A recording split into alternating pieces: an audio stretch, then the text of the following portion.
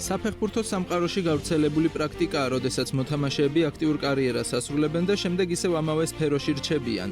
ზოგიერთი მწვრთნელი ხდება ნაწილსაც კლუბის შიდა მენეჯერული საქმიანობა აინტერესებს, მაგრამ ყველაზე თანამედროვე მიმართულება მათ შორის ჟურნალისტიკა და ექსპერტობაა, რაც დღეს ძალიან ტრენდულია.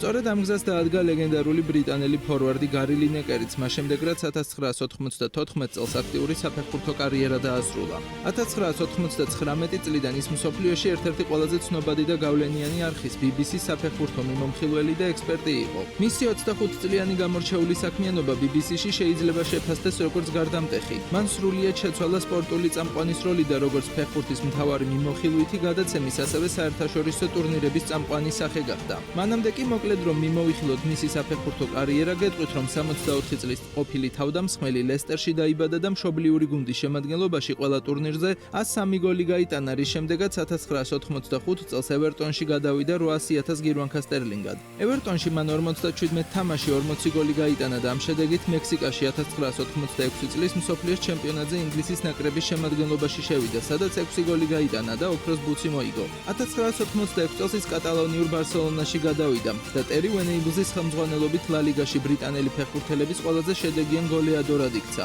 მისი რეკორდი 42 გოლი მხოლოდ 2016 წელს გააუმჯობესა უელსელმა ვინგერმა გარეთ ბეილმა.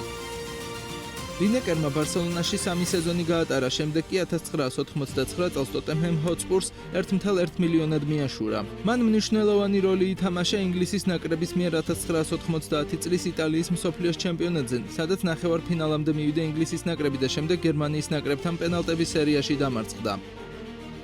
1992 წელს ლინეკერი გახდა პირველი ინგლისელი ფეხბურთელი, ვინც იაპონიის უმაღლეს ლიგაში ითამაშა, როცა 2 მილიონად გადავიდა კლუბ ნაგოია გრამპუს 8-ში. ტრამვების გამო მხოლოდ 23 შეხვედრაში მიიღო მონაწილეობა და 2 წლის შემდეგ კარიერაც დაასრულა.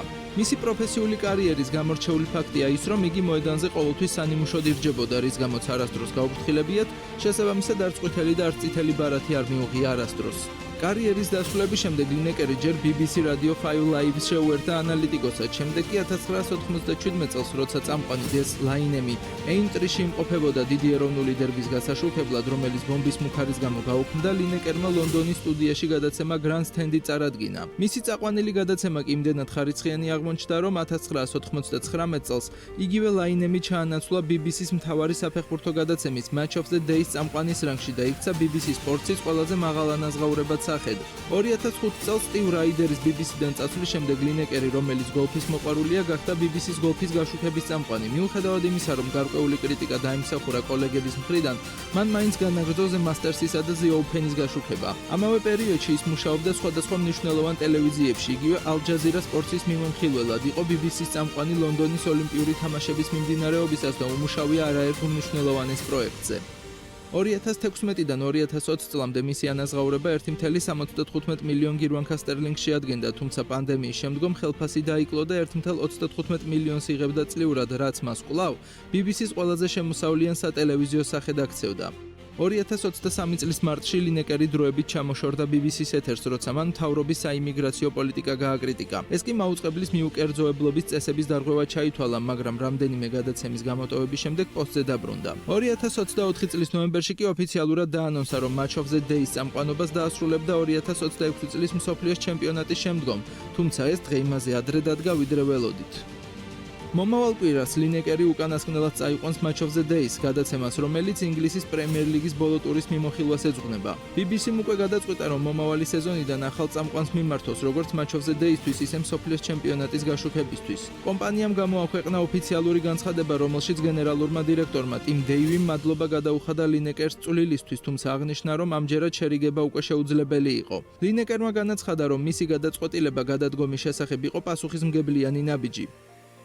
გარის მოულოდნელი და სევდიანი წასვლის მიზეზი, როგორც აქამდე ხშირად მომხდარა, სოციალური ქსელი გახდა. მან თავის ინსტაგრამზე გააზიარა ჯგუფ Palestine Lobby-ს ვიდეო სათაურით სიონიზმის ახსნაურ წუთში, რომელშიც გამოყენებული იყო ვირთხის ილუსტრაცია, სიმბოლო, რომელსაც ანტისემიტური კონტექსტი აქვს და ნაცისტური გერმანიის დროიდან მოდის. მართალია, ყოფილმა ფეხბურთელმა ბოდიშიც მოიხადა, თუმცა ანტისემიტიზმის წინააღმდეგ მებრძოლი ორგანიზაციებისთვის ეს საკმარისი არ აღმოჩნდა და მათ გარის დაუყოვნებლივ გადადგომა მოთხოვეს. ლინეკერი თანდათან პოლიტიკურ აქტივისტად გადაიქცა, რასაც BBC ვერ შეეგუებოდა. მისი სტაჟი, გამოცდილება და პროფესიონალიზმი ვერ გაანეიტრალებდა იმ საფრთხეს, რასაც მისი საჯარო პოლიტიკური კომენტარები წარმოადგენდა.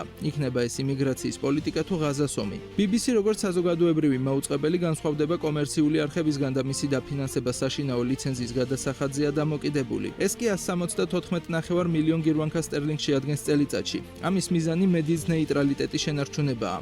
ამავე პრინციპით 2020 წელს BBC-მ დაადგინა, რომ ყველა თანამშრომელი, მათ შორის სპორტისა და გართობის სფეროში ცვალდებულია თავი შეიკავოს საჯარო პოლიტიკაზე და კონფლიქტურ საკითხებზე პირადი მოსაზრების გამოთქმისგან. სწორედ ეს იყო ლინეკერის BBC-ს კარიერის დასასრულის დასაწყისი. ის მილიონობით გამომწერს უზიარებდა პოლიტიკურ პოზიციებს, თუმცა საბოლოოდ ეს გახდა მისთვის დამანგრეველი ფაქტორი. ტიმ დეივიმ თქვა, რომ შეცდომები BBC-ს დიდ ფასად უჯდებოდა და ეს ამ შემთხვევაშიც დადასტურდა. მიუხედავად იმისა, რომ დამშვიდობა უარყოფითი ტონით მოხდა, მას დიდი ალბათობით მაინც გულფრილად დაემშვიდობებიან ტელევიზიის ხელმძღვანელები. ლინეკერს Match of the Day-ს წამყვანად შეცვლიან გაბი ლოგანი, კელი კეიცი და მარკ ჩეპმენი, რომლებიც მომავალი პრემიერ ლიგის სეზონიდან გადაცემის თანაწამყვანები იქნებიან. ახლა დიდი ალბათობით ინგლისელი თავის დაარსებულ პოდკასტ Goalhanger Podcast-ს უფრო დიდ დროს დაუთმობს და დიდად ფეხბურთს მაინც არ ჩამოშორდება.